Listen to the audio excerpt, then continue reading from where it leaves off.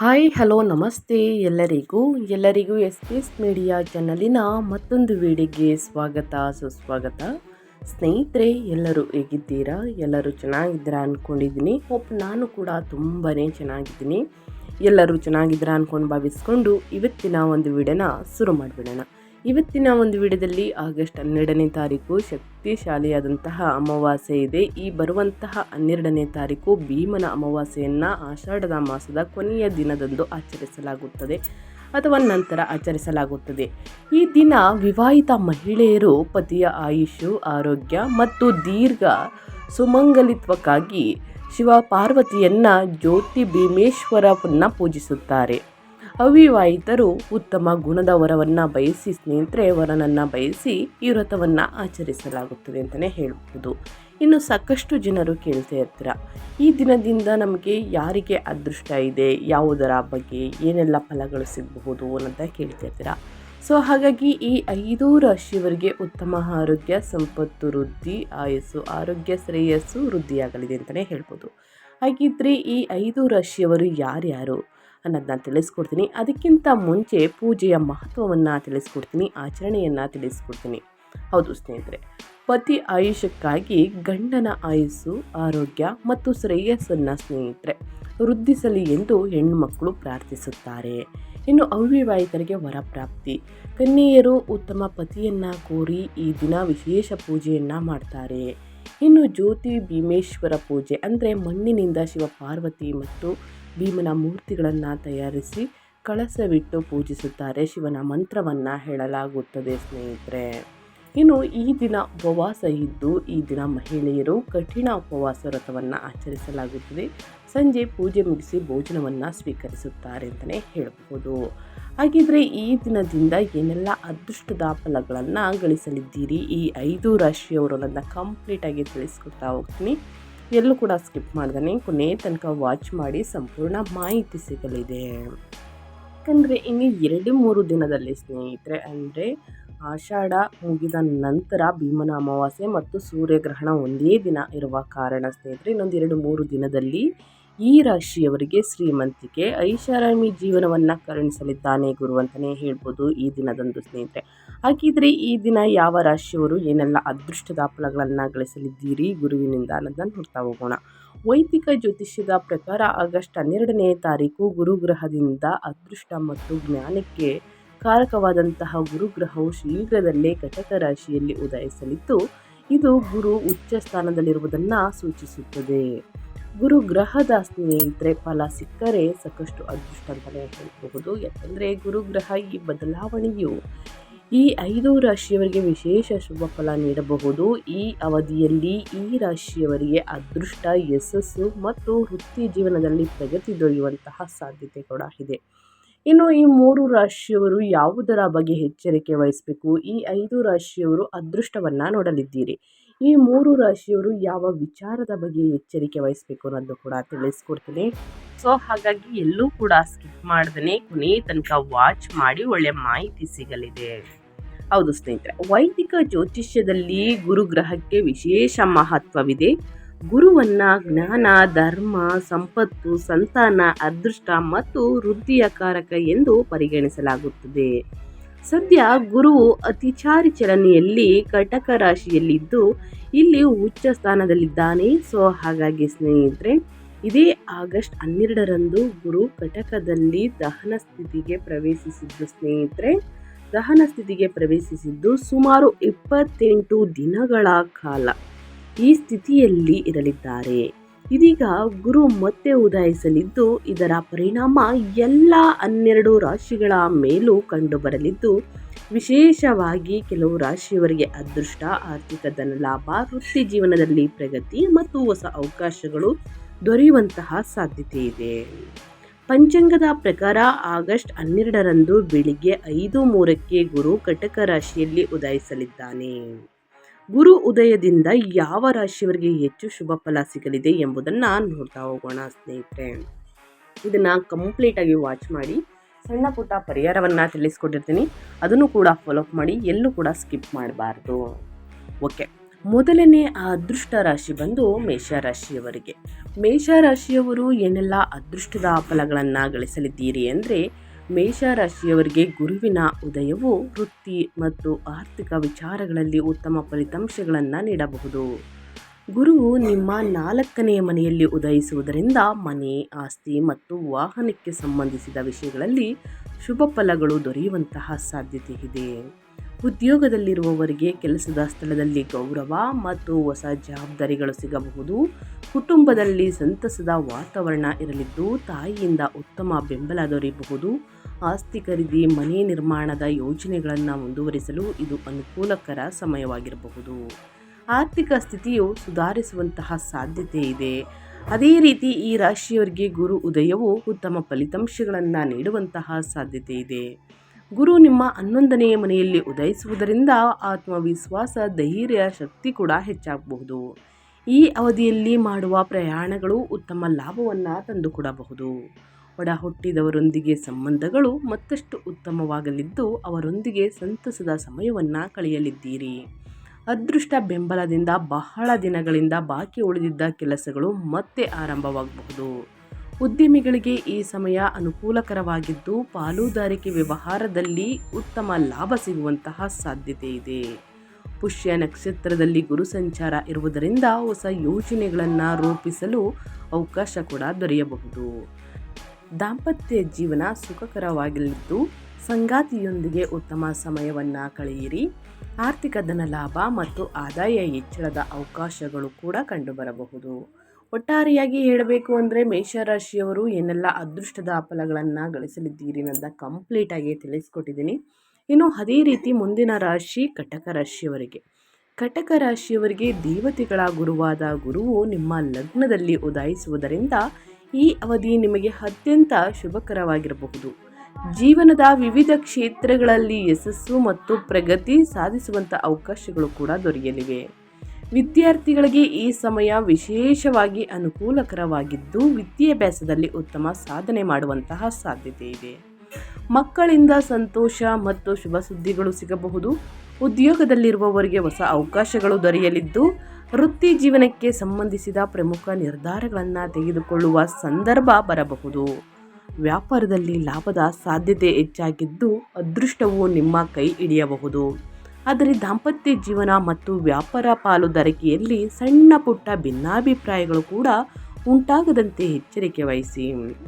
ಪರಸ್ಪರ ಅರ್ಥ ಮಾಡಿಕೊಂಡು ನಡೆದುಕೊಂಡರೆ ಸಂಬಂಧಗಳು ಮತ್ತಷ್ಟು ಗಟ್ಟಿಯಾಗಲಿವೆ ಅಂತಲೇ ಹೇಳ್ಬೋದು ಕಟಕ ರಾಶಿಯ ವ್ಯಕ್ತಿಗಳಿಗೆ. ಕಟಕ ರಾಶಿಯವರಿಗೆ ಗುರು ಉದಯವು ನಿಮ್ಮ ಲಗ್ನದಲ್ಲಿ ಇರುವುದರಿಂದ ಅದೃಷ್ಟ ಮತ್ತು ವೃತ್ತಿ ಜೀವನದಲ್ಲಿ ಹೊಸ ಅವಕಾಶಗಳನ್ನು ತರಬಹುದು. ಗುರುವು ನಿಮ್ಮ ಸ್ನೇಹಿತರೆ ಲಗ್ನದಲ್ಲಿ ಉದಯಿಸುವುದರಿಂದ ವಿದೇಶ ಪ್ರವಾಸ, ವಿದೇಶಿ ಉದ್ಯೋಗ ಅಥವಾ ವಿದೇಶಕ್ಕೆ ಸಂಬಂಧಿಸಿದ ವ್ಯವಹಾರಗಳಲ್ಲಿ ಅವಕಾಶಗಳನ್ನು ಕೂಡ ದೊರೆಯಬಹುದು. ಆಧ್ಯಾತ್ಮಿಕ ಚಟುವಟಿಕೆಗಳತ್ತ ಆಸಕ್ತಿ ಹೆಚ್ಚಾಗಬಹುದು. ಸ್ನೇಹಿತರೆ, ಹೆಚ್ಚಿನ ಖರ್ಚುಗಳು ಎದುರಾಗುವಂತಹ ಸಾಧ್ಯತೆ ಇರುವುದರಿಂದ ಹಣಕಾಸಿನ ವಿಚಾರದಲ್ಲಿ ಎಚ್ಚರಿಕೆ ವಹಿಸುವುದು ಅಗತ್ಯ. ದೂರ ಪ್ರಯಾಣದಿಂದ ಲಾಭ ದೊರೆಯಬಹುದು. ಉದ್ಯೋಗದಲ್ಲಿ ಬದಲಾವಣೆ ಬಯಸುವವರಿಗೆ ಹೊಸ ಅವಕಾಶಗಳು ಕೂಡ ಸಿಗುವಂತಹ ಸಾಧ್ಯತೆ ಇದೆ. ಒಟ್ಟಾರೆಯಾಗಿ ಹೇಳಬೇಕು ಅಂದರೆ ಕಟಕ ರಾಶಿಯವರು ಯಾವುದರ ಬಗ್ಗೆ ಎಚ್ಚರಿಕೆ ವಹಿಸಬೇಕು ಅನ್ನೋದನ್ನ ಕಂಪ್ಲೀಟಾಗಿ ತಿಳಿಸ್ಕೊಟ್ಟಿದ್ದೀನಿ. ಅದೇ ರೀತಿ ಮುಂದಿನ ರಾಶಿಯವರ ಬಗ್ಗೆ ಹೇಳೋದಾದರೆ ಸ್ನೇಹಿತರೆ, ವೃಷಭ ರಾಶಿಯವರಿಗೆ. ವೃಷಭ ರಾಶಿಯವರು ಕೂಡ ಏನೆಲ್ಲ ಅದೃಷ್ಟದ ಫಲಗಳನ್ನು ಗಳಿಸಲಿದ್ದೀರಿ ಅಂದರೆ, ವೃಷಭ ರಾಶಿಯವರಿಗೆ ಗುರುವಿನ ಉದಯವು ವೃತ್ತಿ ಮತ್ತು ಆರ್ಥಿಕ ಕ್ಷೇತ್ರದಲ್ಲಿ ಉತ್ತಮ ಬೆಳವಣಿಗೆ ತರಬಹುದು. ಭೀಮನ ಅಮಾವಾಸ್ಯೆಯ ದಿನದಿಂದ ಈ ಶಕ್ತಿಶಾಲಿಯಾದಂತಹ ಭೀಮನ ಅಮಾವಾಸ್ಯೆ ಗುರುವು ನಿಮ್ಮ 10ನೇ ಮನೆಯಲ್ಲಿ ಉದಯಿಸುವುದರಿಂದ ಉದ್ಯೋಗದಲ್ಲಿ ಬಡ್ತಿ, ಹೊಸ ಜವಾಬ್ದಾರಿ ಮತ್ತು ವೃತ್ತಿ ಜೀವನದಲ್ಲಿ ಪ್ರಗತಿಯ ಅವಕಾಶಗಳು ಕೂಡ ಹೆಚ್ಚಾಗಬಹುದು. ಮೇಲಧಿಕಾರಿಗಳಿಂದ ಮೆಚ್ಚುಗೆ ಮತ್ತು ಬೆಂಬಲ ದೊರೆಯುವಂತಹ ಸಾಧ್ಯತೆ ಇದೆ. ವ್ಯಾಪಾರಿಗಳಿಗೆ ಹೊಸ ಯೋಜನೆಗಳು ಮತ್ತು ವ್ಯವಹಾರ ವಿಸ್ತರಣೆಗೆ ಅವಕಾಶಗಳು ಕೂಡ ಸಿಗಬಹುದು. ಆದಾಯ ಹೆಚ್ಚಾಗುವಂತಹ ಸಾಧ್ಯತೆ ಇದ್ದು ಸಮಾಜದಲ್ಲಿ ನಿಮ್ಮ ಗೌರವ ಮತ್ತು ಪ್ರತಿಷ್ಠೆಯು ಕೂಡ ಹೆಚ್ಚಾಗಬಹುದು. ಹೊಸ ಕೆಲಸ ಅಥವಾ ವ್ಯವಹಾರವನ್ನು ಆರಂಭಿಸಲು ಇದು ಅನುಕೂಲಕರ ಸಮಯವಾಗಿರಬಹುದು. ಮೇಷರಾಶಿಯವರಿಗೆ ಸ್ನೇಹಿತರೆ, ಗುರುವಿನ ಉದಯದಿಂದ ಅತ್ಯಂತ ಪ್ರಯೋಜನಕಾರಿ ಆಗಬಹುದು. ಹಾಗಾಗಿ ನಿಮ್ಮ ದಾಂಪತ್ಯ ಜೀವನದಲ್ಲಿ ಸಾಕಷ್ಟು ಸಕಾರಾತ್ಮಕ ಬದಲಾವಣೆಗಳನ್ನು ನೀವೇ ಕಂಡು ಹಿಡಿಯಲಿದ್ದೀರಿ. ಪಾಲುದಾರಿಕೆ ವ್ಯವಹಾರವನ್ನು ನಡೆಸುವವರಿಗೆ ಉತ್ತಮ ಲಾಭದ ಅವಕಾಶಗಳು ದೊರೆಯಲಿವೆ. ಹೊಸ ಆದಾಯದ ಮೂಲಗಳು ತೆರೆದುಕೊಳ್ಳುವುದರಿಂದ ಆರ್ಥಿಕ ಪರಿಸ್ಥಿತಿ ಬಲಗೊಳ್ಳಬಹುದು. ಅದೇ ರೀತಿ ಸ್ನೇಹಿತರೆ, ಈ ರಾಶಿಯವರಿಗೆ ಲಗ್ನ ಮತ್ತು 3ನೇ ಮನೆಗಳ ಮೇಲೆ ದೃಷ್ಟಿ ಬೀರುವುದರಿಂದ ಸಾಮಾಜಿಕ ಸ್ಥಾನಮಾನ, ಗೌರವ ಮತ್ತು ಪ್ರತಿಷ್ಠೆ ಹೆಚ್ಚಾಗುವಂತಹ ಸಾಧ್ಯತೆ ಇದೆ. ಆತ್ಮವಿಶ್ವಾಸವು ಗಣನೀಯವಾಗಿ ಹೆಚ್ಚಾಗಲಿದ್ದು, ಪುಷ್ಯ ನಕ್ಷತ್ರದ ಅವಧಿಯಲ್ಲಿ ಸ್ನೇಹಿತರು ಮತ್ತು ಸಂಬಂಧಿಕರಿಂದ ಉತ್ತಮ ಬೆಂಬಲ ದೊರೆಯಬಹುದು. ಆಶ್ಲೇಷ ನಕ್ಷತ್ರದ ಅವಧಿಯಲ್ಲಿ ಮಾಡಿಕೊಳ್ಳುವಂತಹ ಹೊಸ ಒಪ್ಪಂದಗಳು ಮತ್ತು ವ್ಯಾವಹಾರಿಕ ಒಪ್ಪಂದಗಳು ಯಶಸ್ವಿಯಾಗಿ ಕಾರಣವಾಗುವಂತಹ ಸಾಧ್ಯತೆ ಇದೆ ಅಂತಲೇ ಹೇಳ್ಬೋದು. ಹಾಗಿದ್ದರೆ ಏನೆಲ್ಲ ಅದೃಷ್ಟದ ಫಲಗಳನ್ನು ಗಳಿಸಲಿದ್ದೀರಿ ಅನ್ನೋದನ್ನ ಕಂಪ್ಲೀಟ್ ಆಗಿ ತಿಳಿಸ್ಕೊಟ್ಟಿದ್ದೀನಿ ಸ್ನೇಹಿತರೆ. ಇನ್ನು ಅದೇ ರೀತಿ ಮುಂದಿನ ರಾಶಿಯವರ ಬಗ್ಗೆ ಹೇಳೋದಾದರೆ, ಮುಂದಿನ ರಾಶಿ ಬಂದು ಮಕರ ರಾಶಿಯವರಿಗೆ. ಮಕರ ರಾಶಿಯ ಜನರಿಗೆ ಸ್ನೇಹಿತರೆ, ಗುರು ಉದಯದಿಂದ ಏನೆಲ್ಲ ಅದೃಷ್ಟದ ಫಲಗಳನ್ನು ಗಳಿಸಲಿದ್ದೀರಿ, ಯಾವುದರ ಬಗ್ಗೆ ಎಚ್ಚರಿಕೆ ವಹಿಸಬೇಕು ಅನ್ನೋದನ್ನ ಕಂಪ್ಲೀಟಾಗಿ ತಿಳಿಸ್ಕೊಡ್ತೀನಿ. ಹೌದು ಸ್ನೇಹಿತರೆ, ಮಕರ ರಾಶಿಯ ವ್ಯಕ್ತಿಗಳಿಗೆ ಮೊದಲನೇ ಮನೆಯಲ್ಲಿ ಉದಯಿಸುವುದರಿಂದ ಸ್ನೇಹಿತರೆ, ಮಹಾಲಕ್ಷ್ಮಿ ರಾಜಯೋಗವು ಕೂಡ ರೂಪುಗೊಳ್ಳುತ್ತಿದೆ. ಗುರುವಿನ ಉದಯದಿಂದ ನಿಮಗೆ ಗಮನಾರ್ಹ ಲಾಭಗಳು ಸಿಗಲಿವೆ. ಆರ್ಥಿಕ ಸ್ಥಿತಿ ಸಾಕಷ್ಟು ಸುಧಾರಣೆ ಕಾಣುವುದು. ನೀವು ಐಷಾರಾಮಿ ವಸ್ತುಗಳನ್ನು ಖರೀದಿಸಲು ಆನಂದಿಸುವಿರಿ. ಸಾಲದ ಸಮಸ್ಯೆಗಳು ಬಗೆಹರಿಯುತ್ತವೆ. ಸಮಾಜದಲ್ಲಿ ಗೌರವ ಮತ್ತು ಕೀರ್ತಿ ಹೆಚ್ಚಾಗಬಹುದು. ಹಣಕಾಸಿನ ಚಿಂತನೆಗಳು ಕ್ರಮೇಣ ದೂರವಾಗಲಿವೆ.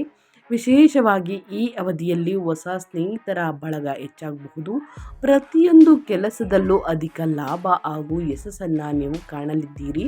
ಅಲ್ಲದೆ ವಿದೇಶ ಪ್ರಯಾಣ ಮಾಡುವ ಅವಕಾಶಗಳನ್ನು ನೀವು ಪಡೆಯುವುದರಿಂದ ಕುಟುಂಬದಲ್ಲಿ ಸಂತೋಷದ ವಾತಾವರಣ ಇರಲಿದೆ. ಈ ರಾಶಿಯವರಿಗೆ ಜೀವನದಲ್ಲಿ ಇಂದಿನಿಂದ ಸಾಕಷ್ಟು ಬದಲಾವಣೆಗಳನ್ನು ಕಾಣಬಹುದು. ವೃತ್ತಿಯಲ್ಲಿ ಪ್ರಗತಿಗೆ ಅವಕಾಶಗಳಿವೆ. ಕೆಲಸ ಮಾಡುವವರಿಗೆ ಬಡ್ತಿ ಸಿಗುವಂತಹ ಸಾಧ್ಯತೆ ಉಂಟು. ವಿದ್ಯಾರ್ಥಿಗಳು ಪರೀಕ್ಷೆಯಲ್ಲಿ ಅಂದುಕೊಂಡಂತಹ ಫಲಿತಾಂಶವನ್ನು ಪಡೆಯುವವರು. ಓದಿನಲ್ಲಿ ಆಸಕ್ತಿ ಹೆಚ್ಚಾಗಲಿದೆ. ಜೊತೆಗೆ ಹೊಸ ವಿಚಾರಗಳನ್ನು ತಿಳಿಯುವ ಆಸಕ್ತಿ ಕೂಡ ದ್ವಿಗುಣವಾಗಬಹುದು. ಗುರು ಉದಯದಿಂದ ಉದ್ಯಮಿಗಳಿಗೆ ಅನಿರೀಕ್ಷಿತ ಲಾಭ ಸಿಗುವಂತಹ ಸಮಯ ಇದು. ಹಠಾತ್ ಹಣದ ಒಳಹರಿವಿನ ಸಾಧ್ಯತೆಗಳು ಕೂಡ ಇವೆ. ವ್ಯಾಪಾರ ಸಂಬಂಧಿತ ಪ್ರವಾಸಗಳು ನಿಮ್ಮ ಆರ್ಥಿಕ ಲಾಭವನ್ನು ಹೆಚ್ಚಿಸಬಹುದು. ಅಲ್ಲದೆ ಸ್ನೇಹಿತರೆ, ಮಂಗಳ ದೇವ ವ್ಯಾಪಾರ ಮತ್ತು ವ್ಯವಹಾರದಲ್ಲಿನ ಪ್ರಯತ್ನಗಳಿಗೆ ದುಪ್ಪಟ್ಟು ಲಾಭ ತಂದುಕೊಡುವನು. ನಿಮ್ಮ ಆದಾಯ ಹೆಚ್ಚಾಗುತ್ತದೆ. ಆರ್ಥಿಕ ಲಾಭಗಳನ್ನು ಪಡೆಯುವಂತಹ ಸಮಯ ಇದು. ಮಕರ ರಾಶಿಯ ವ್ಯಕ್ತಿಗಳು ಕೆಲಸದಲ್ಲಿ ದಕ್ಷತೆ ಹೆಚ್ಚಾಗುವಂತಹ ಸುವರ್ಣ ಕಾಲ. ಉನ್ನತ ಅಧಿಕಾರಿಗಳು ನಿಮ್ಮ ಕೆಲಸವನ್ನು ಮೆಚ್ಚುತ್ತಾರೆ. ಕೆಲವು ಜನರಿಗೆ ಬಡ್ತಿ ಸಿಗುವಂತಹ ಸಾಧ್ಯತೆಗಳು ಉಂಟು. ಆರ್ಥಿಕ ಪರಿಸ್ಥಿತಿ ಸುಧಾರಿಸುವ ಲಕ್ಷಣಗಳು ಕೂಡ ಇವೆ. ಪ್ರತಿಯೊಂದು ಕೆಲಸವು ಯೋಜಿಸದಂತೆ ನಡೆಯಲಿದೆ ಅಂತಲೇ ಹೇಳಬಹುದು. ಆನುವಂಶಿಕ ಆಸ್ತಿಗೆ ಸಂಬಂಧಿಸಿದ ಪ್ರಯತ್ನಗಳಲ್ಲಿ ಯಶಸ್ಸನ್ನು ನೋಡಲಿದ್ದೀರಿ. ಇನ್ನು ಮುಂದಿನ ರಾಶಿಯವರ ಬಗ್ಗೆ ಹೇಳೋದಾದರೆ, ವೃಶ್ಚಿಕ ರಾಶಿಯವರಿಗೆ. ವೃಶ್ಚಿಕ ರಾಶಿಯ ಜನರಿಗೆ 8ನೇ ಮನೆಯಲ್ಲಿ ಗುರು ಉದಯದಿಂದ ಸ್ನೇಹಿತರೆ ಈ ರಾಜಯೋಗವನ್ನು ಸೃಷ್ಟಿಸುತ್ತದೆ. ಇದು ನಿಮಗೆ ಅನಿರೀಕ್ಷಿತ ಆರ್ಥಿಕ ಧನಲಾಭವನ್ನು ತರುತ್ತದೆ. ವೃಶ್ಚಿಕ ರಾಶಿಯವರಿಗೆ ಆರೋಗ್ಯದ ಸಮಸ್ಯೆಗಳು ಕ್ರಮೇಣ ಬಗೆಹರಿಯುತ್ತದೆ. ಆಧ್ಯಾತ್ಮಿಕತೆ ಸುಧಾರಣೆ ಕಾಣುವುದು. ಕುಟುಂಬದ ವಾತಾವರಣ ಸಂತೋಷವಾಗಿರಲಿದೆ. ಆರ್ಥಿಕವಾಗಿ ಪ್ರಗತಿಯನ್ನು ನೀವು ಕಾಣಲಿದ್ದೀರಿ. ಲಕ್ಷ್ಮೀ ದೇವಿಯ ಕೃಪಾ ಕಟಾಕ್ಷ ಮತ್ತು ಗುರುದೇವನ ಅನುಗ್ರಹ ನೀವು ಕಾಣಲಿದ್ದೀರಿ ಸ್ನೇಹಿತರೆ. ಅದೃಷ್ಟದ ಸಂಪೂರ್ಣ ಬೆಂಬಲ ನಿಮಗಿರಲಿದೆ ಅಂತಲೇ ಹೇಳಬಹುದು. ನೀವು ಪ್ರತಿಯೊಂದು ಕೆಲಸದಲ್ಲೂ ಯಶಸ್ಸನ್ನು ಕಾಣಲಿದ್ದೀರಿ. ಹಿಂದೆ ಮಾಡಿದ ಸಾಲದ ಸಮಸ್ಯೆಗಳು ತೀರುತ್ತವೆ. ಮಂಗಳನ ಅನುಗ್ರಹದಿಂದ ಅನೇಕ ಸವಾಲುಗಳನ್ನು ಸ್ವೀಕರಿಸುವಂತಹ ಶಕ್ತಿ ನಿಮ್ಮದಾಗಲಿದೆ. ನೆಮ್ಮದಿಯ ಜೀವನವನ್ನು ನೀವು ಕಂಡುಕೊಳ್ಳುವಿರಿ. ಕೆಲಸದಲ್ಲಿ ಉತ್ಸಾಹ ಹೆಚ್ಚಾಗಲಿದೆ ಅಂತಲೇ ಹೇಳಬಹುದು. ಅದೇ ರೀತಿ ಈ ರಾಶಿಯವರಿಗೆ ಸ್ನೇಹಿತರೆ, ಮುಂದಿನ ದಿನಗಳಲ್ಲಿ ಗುರುವಿನ ಅನುಗ್ರಹದಿಂದ ಕೂಡಿಟ್ಟ ಹಣ ಡಬಲ್ ಆಗಲಿದೆ ಸ್ನೇಹಿತರೆ. ಬಟ್ ಅನಗತ್ಯ ಖರ್ಚುಗಳನ್ನು ಮಾಡೋದನ್ನ ಮೊದಲನೇದಾಗಿ ಬಿಡಿ. ಇದರಿಂದ ಸಮಸ್ಯೆಗಳು ಎದುರಾಗಬಹುದು. ಸೊ ಹಾಗಾಗಿ ಬಹಳಷ್ಟು ಎಚ್ಚರಿಕೆ ವಹಿಸುವುದು ಉತ್ತಮ. ಇನ್ನು ಅದೇ ರೀತಿ 3 ರಾಶಿಯವರಿಗೆ ಎಚ್ಚರಿಕೆ ವಹಿಸಿ ಅಂತ ತಿಳಿಸಿದೆ ಸ್ನೇಹಿತರೆ. ಭೀಮನ ಅಮಾವಾಸ್ಯೆ ಎಂದು ಸಂಭವಿಸಲಿರುವಂತಹ ವೈದಿಕ ಜ್ಯೋತಿಷ್ಯದ ಪ್ರಕಾರ ಈ ಸಂದರ್ಭದಲ್ಲಿ ಸೂರ್ಯ, ಚಂದ್ರ, ರಾಹುವಿನ ಸಂಯೋಗದಿಂದ ಗ್ರಹಣ ಯೋಗ ರೂಪುಗೊಳ್ಳುತ್ತಿದೆ. ಇದರ ಪರಿಣಾಮವಾಗಿ ಕೆಲವು ರಾಶಿಯವರಿಗೆ ಮಾನಸಿಕ ಒತ್ತಡ, ಆರ್ಥಿಕ ನಷ್ಟ, ವೃತ್ತಿ ಜೀವನದಲ್ಲಿ ಅಡಚಣೆಗಳು ಹಾಗೂ ನಿರ್ಧಾರ ತೆಗೆದುಕೊಳ್ಳುವಲ್ಲಿ ಗೊಂದಲ ಉಂಟಾಗುವಂತಹ ಸಾಧ್ಯತೆ ಇದೆ. ಅಷ್ಟೇನು ಭಯಪಡುವಂಥ ಅವಶ್ಯಕತೆ ಇಲ್ಲ. ಆದ್ದರಿಂದ ಈ ಅವಧಿಯಲ್ಲಿ ಹಣಕಾಸು ಮತ್ತು ಪ್ರಮುಖ ನಿರ್ಧಾರಗಳ ವಿಚಾರದಲ್ಲಿ ಹೆಚ್ಚಿನ ಎಚ್ಚರಿಕೆ ವಹಿಸುವುದು ಉತ್ತಮ. ಈ ತಿಳಿಸಿರುವಂತಹ 5 ರಾಶಿಯವರು ಬರಬಹುದು. ಸೊ ಹಾಗಾಗಿ ಯಾವ ರಾಶಿಯವರು ಯಾವ ವಿಚಾರದ ಬಗ್ಗೆ ಎಚ್ಚರಿಕೆ ವಹಿಸಬೇಕು ಅನ್ನೋದನ್ನ ಕಂಪ್ಲೀಟ್ ಆಗಿ ತಿಳಿಸ್ಕೊಡ್ತೀನಿ.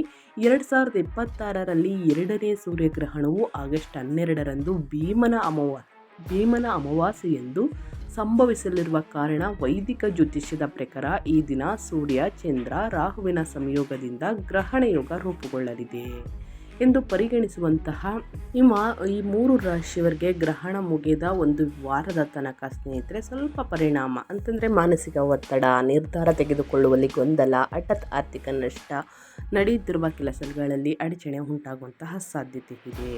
ಸೊ ಹಾಗಾಗಿ ಸ್ವಲ್ಪ ಎಚ್ಚರಿಕೆ ವಹಿಸಿ. ಯಾವ ರಾಶಿಯವರು ಅನ್ನೋದನ್ನ ಇವಾಗ ತಿಳಿಸ್ಕೊಡ್ತೀನಿ.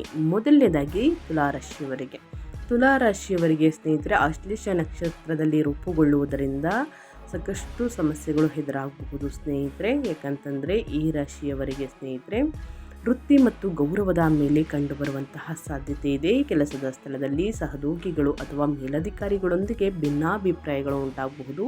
ಆತುರದ ಮಾತುಗಳಿಂದ ಸಮಸ್ಯೆ ಮತ್ತಷ್ಟು ಹೆಚ್ಚಾಗದಂತೆ ಎಚ್ಚರಿಕೆ ವಹಿಸಿ. ಆಪ್ತ ವ್ಯಕ್ತಿಯಿಂದ ತಪ್ಪು ತಿಳುವಳಿಕೆ ಮತ್ತು ನಂಬಿಕೆಗೆ ಸಂಬಂಧಿಸಿದ ಸಮಸ್ಯೆ ಎದುರಾಗುವಂತಹ ಸಾಧ್ಯತೆಯೂ ಕೂಡ ಇದೆ. ಆದ್ದರಿಂದ ಈ ಅವಧಿಯಲ್ಲಿ ಕಚೇರಿಯ ಕೆಲಸದ ಮೇಲೆ ಹೆಚ್ಚಿನ ಗಮನ ಹರಿಸಿ ಸ್ನೇಹಿತರೆ. ನಿಮ್ಮ ವೈಯಕ್ತಿಕ ಅಥವಾ ಗೌಪ್ಯ ಮಾಹಿತಿಯನ್ನು ಇತರರೊಂದಿಗೆ ಹಂಚಿಕೊಳ್ಳುವುದನ್ನು ತಪ್ಪಿಸಿ. ಯಾವುದೇ ಪ್ರಮುಖ ನಿರ್ಧಾರ ತೆಗೆದುಕೊಳ್ಳುವ ಮುನ್ನ 2-3 ಬಾರಿ ಯೋಚಿಸಿ. ಇನ್ನು ಅದೇ ರೀತಿ ಮುಂದಿನ ರಾಶಿ ಕಟಕ ರಾಶಿಯವರಿಗೆ ಗ್ರಹಣ ಯೋಗವು ಕಟಕ ರಾಶಿ ಮತ್ತು ಆಶ್ಲೇಷ ನಕ್ಷತ್ರದಲ್ಲಿ ರೂಪುಗೊಳ್ಳುವುದರಿಂದ ಕಟಕ ರಾಶಿಯವರು ಈ ಅವಧಿಯಲ್ಲಿ ಹೆಚ್ಚಿನ ಎಚ್ಚರಿಕೆ ವಹಿಸುವುದು ಉತ್ತಮ. ಯಾವುದರ ಬಗ್ಗೆ ಅಂದರೆ ಮಾನಸಿಕ ಒತ್ತಡ, ಗೊಂದಲ ಅಥವಾ ಕಾರಣವಿಲ್ಲದ ಆತಂಕ, ಭಯ ಕಾಡುವಂತಹ ಸಾಧ್ಯತೆ ಇದೆ. ಯಾವುದೇ ನಿರ್ಧಾರವನ್ನು ಆತುರದಲ್ಲಿ ತೆಗೆದುಕೊಳ್ಳದೆ, ಜೊತೆಗೆ ಈ ದಿನ ಯಾವುದೇ ಕಾರಣಕ್ಕೂ ತೆಗೆದುಕೊಳ್ಬೇಡಿ. ಶಾಂತವಾಗಿ ಯೋಚಿಸಿ ಮುಂದುವರಿಯಿರಿ. ತಪ್ಪು ತಿಳುವಳಿಕೆಯಿಂದ ದಾಂಪತ್ಯ ಜೀವನ ಅಥವಾ ಪ್ರೇಮ ಸಂಬಂಧಗಳಲ್ಲಿ ಮನಸ್ತಾಪ ಉಂಟಾಗಬಹುದು. ಆದ್ದರಿಂದ ಸಂಗಾತಿಯೊಂದಿಗೆ ಮುಕ್ತವಾಗಿ ಮಾತನಾಡಿ ಅನಗತ್ಯ ವಾದ ವಿವಾದಗಳನ್ನು ತಪ್ಪಿಸಿ. ಹಣಕಾಸಿನ ವಿಚಾರದಲ್ಲಿ ದೊಡ್ಡ ನಿರ್ಧಾರವನ್ನು ಆತುರದಿಂದ ತೆಗೆದುಕೊಳ್ಬೇಡಿ. ಸಾಧ್ಯವಾದಷ್ಟು ದೂರ ಪ್ರಯಾಣವನ್ನು ಮುಂದೂಡುವುದು ಉತ್ತಮ. ಕಟಕ ರಾಶಿಯವರು ಯಾವುದರ ಬಗ್ಗೆ ಎಚ್ಚರಿಕೆ ವಹಿಸಬೇಕು ಅನ್ನೋದನ್ನ ಕಂಪ್ಲೀಟಾಗಿ ತಿಳಿಸ್ಕೊಟ್ಟಿದ್ದೀನಿ. ಇನ್ನು ಅದೇ ರೀತಿ ಕನ್ಯಾ ರಾಶಿಯವರಿಗೆ ಈ ಅವಧಿಯು ಕನ್ಯಾ ರಾಶಿಯವರಿಗೆ ಹಣಕಾಸು ಆರೋಗ್ಯದ ದೃಷ್ಟಿಯಿಂದ ಸ್ವಲ್ಪ ಸವಾಲಿನವಾಗಿರಬಹುದು. ನಡೆಯುತ್ತಿರುವ ಕೆಲಸಗಳಲ್ಲಿ ಅನಿರೀಕ್ಷಿತ ಅಡಚಣೆಗಳು ಉಂಟಾಗಬಹುದು. ಹೂಡಿಕೆಗಳಲ್ಲಿ ಎಚ್ಚರಿಕೆ ವಹಿಸಿದ್ದರೆ ಆರ್ಥಿಕ ನಷ್ಟ ಉಂಟಾಗಬಹುದು. ವಹಿಸದಿದ್ದರೆ ಸ್ನೇಹಿತರೆ ಆರೋಗ್ಯದ ವಿಚಾರದಲ್ಲಿಯೂ ನಿರ್ಲಕ್ಷ್ಯ ಮಾಡದಿರುವುದು ಉತ್ತಮ. ಈ ಅವಧಿಯಲ್ಲಿ ಯಾವುದೇ ದಾಖಲೆ ಅಥವಾ ಒಪ್ಪಂದಕ್ಕೆ ಸಹಿ ಮಾಡುವ ಮುನ್ನ ಸಂಪೂರ್ಣವಾಗಿ ಓದಿ ಪರಿಶೀಲಿಸಿ. ಆತುರದಲ್ಲಿ ಯಾವುದೇ ಹಣಕಾಸಿನ ನಿರ್ಧಾರ ತೆಗೆದುಕೊಳ್ಬೇಡಿ. ವಾಹನ ಚಲಾಯಿಸುವಾಗ ಹೆಚ್ಚಿನ ಎಚ್ಚರಿಕೆ ವಹಿಸಿ ಮತ್ತು ಪ್ರಯಾಣದ ಸಂದರ್ಭದಲ್ಲಿ ಸುರಕ್ಷತೆಗೆ ಆದ್ಯತೆ ನೀಡಿ. ಒಟ್ಟಾರೆಯಾಗಿ ಏನೆಲ್ಲ ಬದಲಾವಣೆಯನ್ನು ನೋಡಲಿದ್ದೀರಿ ಅಂತ ಕಂಪ್ಲೀಟಾಗಿ ತಿಳಿಸ್ಕೊಟ್ಟಿದ್ದೀನಿ. ಯಾವುದರ ಬಗ್ಗೆ ಎಚ್ಚರಿಕೆ ವಹಿಸಬೇಕು ಅನ್ನೋದು ಕೂಡ ತಿಳಿಸ್ಕೊಟ್ಟಿದ್ದೀನಿ. ಸೊ ಈ 3 ರಾಶಿಯವರು ತಪ್ಪದೇ ಗ್ರಹಣ ಮುಗಿದ ನಂತರ ಅಮಾವಾಸ್ಯೆಯ ದಿನವೇ ಗೋಧಿಯನ್ನು ದಾನ ಮಾಡಿ ನಿಮ್ಮ ಕೈಯಲ್ಲಾದಷ್ಟು ಹಣ ಸಹಾಯವನ್ನು ಮಾಡಿ. ಸಮಸ್ಯೆಗಳು ಕ್ರಮೇಣವಾಗಿ ಕಡಿಮೆಯಾಗಲಿದೆ. ತಪ್ಪದೇ ಮಾಡಿ ಅಂತ ಹೇಳ್ತಾ ನಾನು ವಿಡಿಯೋವನ್ನು ಎಂಡ್ ಮಾಡ್ತಾ ಇದ್ದೀನಿ. ಇವತ್ತಿನ ಒಂದು ವಿಡಿಯೋದಲ್ಲಿ ಸಂಪೂರ್ಣ ಮಾಹಿತಿ ಸಿಕ್ಕಿದ್ದಲ್ಲಿ, ಈ ವಿಡಿಯೋ ಯೂಸ್ಫುಲ್ ಅನಿಸಿದ್ದಲ್ಲಿ ವಿಡಿಯೋಗೆ ಲೈಕ್, ಕಮೆಂಟ್, ಶೇರ್ ಮಾಡಿ. ನಿಮ್ಮ ಅಭಿಪ್ರಾಯವನ್ನು ಕಮೆಂಟ್ ಬಾಕ್ಸಲ್ಲಿ ತಿಳಿಸಿ. ಇವತ್ತಿನ ಒಂದು ವಿಡಿಯೋದಲ್ಲಿ ಒಳ್ಳೆ ಮಾಹಿತಿ ಸಿಕ್ಕಿದ್ದಲ್ಲಿ, ಈ ವಿಡಿಯೋ ಯೂಸ್ಫುಲ್ ಅನಿಸಿದ್ದಲ್ಲಿ ವಿಡಿಯೋಗೆ ಲೈಕ್ ಮಾಡೋದನ್ನ ಮರ್ತಿದ್ರೆ ಲೈಕ್, ಕಮೆಂಟ್, ಶೇರ್ ಮಾಡಿ. ನಿಮ್ಮ ಅಭಿಪ್ರಾಯವನ್ನು ತಿಳಿಸಿ. ಹೆಚ್ಚು ಫ್ಯಾಮಿಲಿಗೆ, ಫ್ರೆಂಡ್ಸ್ಗೆ ಈ ರಾಶಿಗಳನ್ನು ಯಾರೆಲ್ಲ ಹೊಂದಿದರೆ, ನಿಮ್ಮ ಕುಟುಂಬದಲ್ಲಿ, ನಿಮ್ಮ ಸ್ನೇಹಿತರಲ್ಲಿ, ನಿಮ್ಮ ಹಿತೈಷಿಗಳು ಯಾರಾದರೂ ಹೊಂದಿದರೆ ದಯವಿಟ್ಟು ಅವ್ರಿಗೆ ವಿಡಿಯೋವನ್ನು ಶೇರ್ ಮಾಡಿ. ನಿಮ್ಮ ಕಡೆಯಿಂದ ಅದೃಷ್ಟದ ಭವಿಷ್ಯವನ್ನು ಅವರು ಕೂಡ ತಿಳ್ಕೊಂಡಂಗಾಗುತ್ತೆ ಸ್ನೇಹಿತರೆ. ತಪ್ಪದೇ ಶೇರ್ ಮಾಡಿ, ಸಬ್ಸ್ಕ್ರೈಬ್ ಮಾಡ್ಕೊಳ್ಳಿ ಇದೇ ರೀತಿ ಕಂಟೆಂಟ್ಗೋಸ್ಕರ ಅಂತ ಹೇಳ್ತಾ ಮತ್ತೊಂದು ವಿಡಿಯೋ ಜೊತೆ ಮತ್ತೊಂದು ಹೊಸ ಭವಿಷ್ಯದಲ್ಲಿ ಸಿಗ್ತೀನಿ.